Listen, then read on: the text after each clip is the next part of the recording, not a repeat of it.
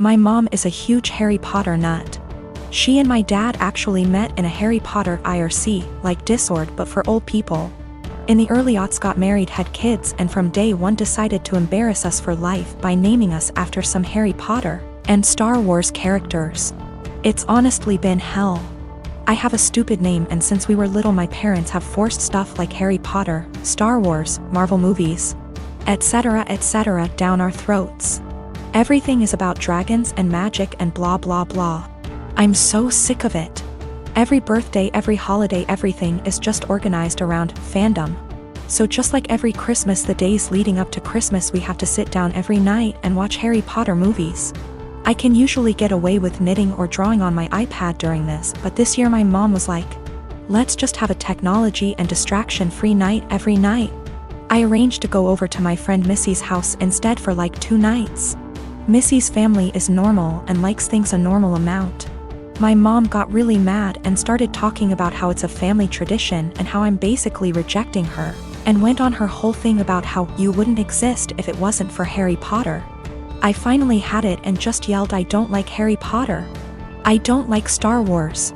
I couldn't help it. I started crying because I was just so frustrated, because everything always has to be about Harry Potter, this, Star Wars, that, and now that we're all older they started doing Game of Thrones. Everything is centered around some kind of movie or TV show or book series. Just once as I want my family to band around something that doesn't have to do with media or these nerdy things. We live in Utah where we have like 5 national parks, and even though I ask every year for my birthday, well, my sister called me saying that mom was angry and to just come home and to stop with the theatrics. I told her that I'm sick of having all this old nerd stuff cramped down my throat, and just once I want to have a normal time watching normal Christmas movies and not having to pause for lightsaber battles. I'm a student. I have a student bank account where my college gives me money for transport when we had physical classes or scholarship. These kind of bank accounts have no fees, but are age restricted, can't have one if you're over 25, and need an overseer. When I asked the bank about it, they told me it's just a security thing, so I chosen mom because she's more tech savvy than dad.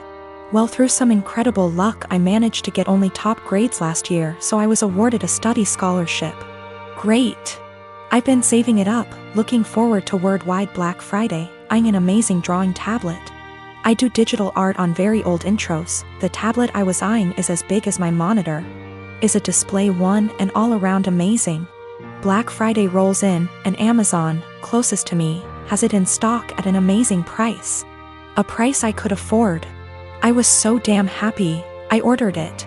Then I got a notice that the bank refused the card. I emailed Amazon, their customer service is so fast, and we went over the card details and such, making sure it was all right. It was, and they advised me to call my bank. It was odd, I had bought things online in the past with this card and it went through. I had enough money for it, even extra, so I thought maybe they had technical difficulties. But it was too late in the day to call, and they don't work weekends, so I left an email. Only to find out today that for big transactions they ask for agreement from the overseer, and that mine canceled the transfer. I was like WTF and confronted mom about it, who throughout the weekend acted oblivious. And she told me that of course she couldn't let me throw money on something I don't need, and that I wouldn't have money for Christmas presents if I bought that. Then she had the audacity to ask me what I was planning to get my family this year. I told her that they won't get anything more than a bread shadow from me, and I went to my room and cried on the carpet. I missed out on the offer. I can't afford the tablet anymore, and it's all because mom wanted Christmas gifts. And no, I won't get her anything. Last year she got me a blouse too small for me that she later took for herself. She can gift herself this year too. Bread shadow, expression for nothing in my language. I'm going to make dad the overseer and also open an account at another bank, a normal one, and transfer the money in small amounts to that one so I don't bother dad with it. Also considering asking him just to be for form and the app to be on my phone so I'll be my own overseer. I am an adult in my country, I'm 20, going to be 21 in April. The law asks my parents to support me until I finish my studies, or at least until I'm 26. But I plan on moving out sooner. I'll do gift my sister and dad, they have nothing to do with the incident and I love them lots. I love mom too, but can't put up with her attitude any longer. Regarding what I'll give her, not sure yet. She didn't react like that because she got me the tablet already. It's not her character to get me something she can't use. Regarding the gift Dad's planning on and which she'll claim is from both of them, Dad is going to build a bigger enclosure for my lizard.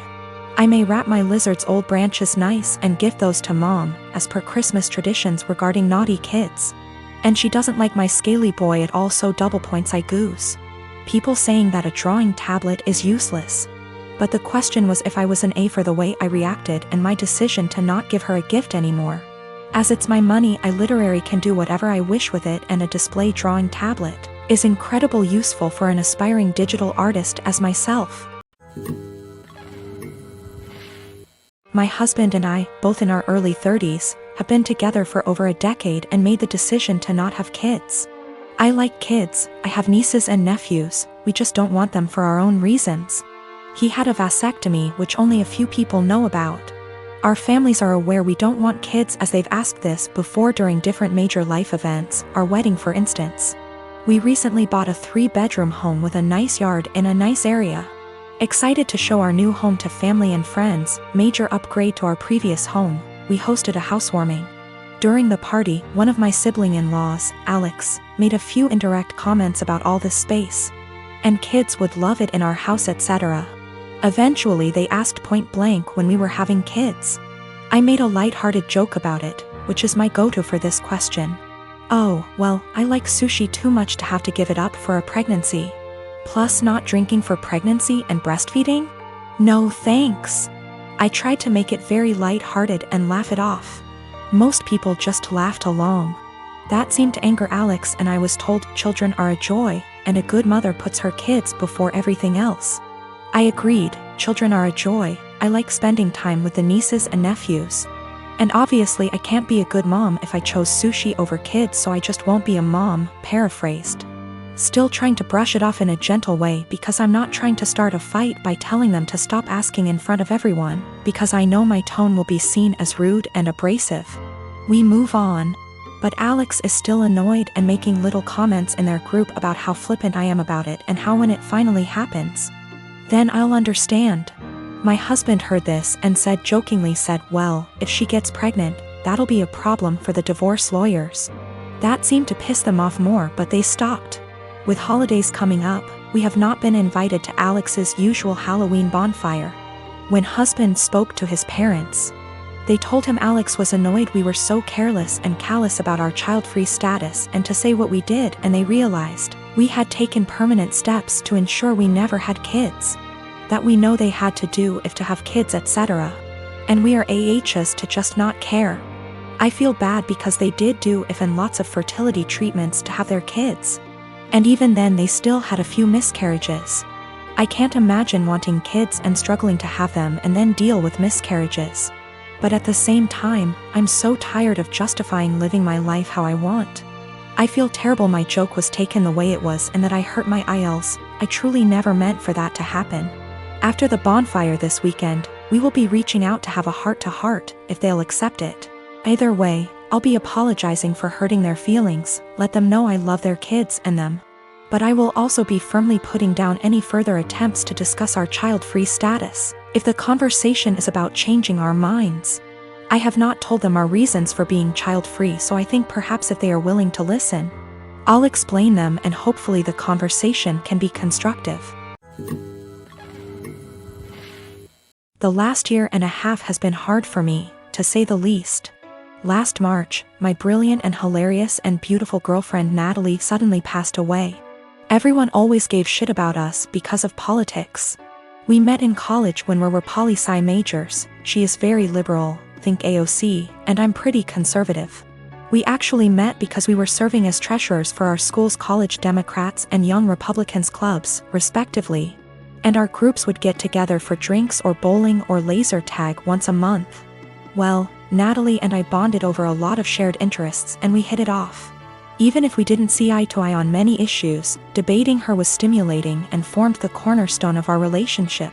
We've had debates that went on until dawn. We just bounced off each other. She liked to joke that we were drift compatible. I wanted to marry this woman, but she passed away before we got a chance to talk about marriage. I'm in therapy and I'm working through not having her in my life anymore, but it's been rough. Then Rona happened and I got laid off, so I had to move back in with my parents and figure out what I am supposed to do now. My parents mean well, but they got married really young and are more conservative and religious than me. They've been trying to set me up on dates with single girls from their church since I moved back home. But I don't want to date these girls. No offense to them, but it's a small town in the American breadbasket. They don't share the same interests as me and it feels like their only goal in life is to be a good Christian wife and produce a lot of babies. Trying to talk to them about current events is excruciating for me. The girls my parents tried to set me up with take everything they read on Facebook or hear from Fox News for face value. It makes me miss Natalie and our debates more. My parents mean well.